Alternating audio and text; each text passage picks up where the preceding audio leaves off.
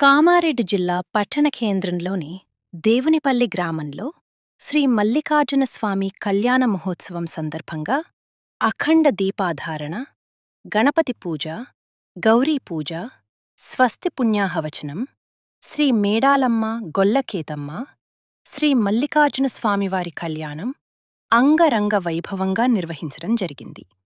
తదనంతరం స్వామివారికి ఓడిబియ్యం సమర్పించడం జరిగింది. ఇట్టి కార్యక్రమంలో భక్తులు అధిక సంఖ్యలో పాల్గొని స్వామివారి కృపకు పాత్రులు అయ్యారు.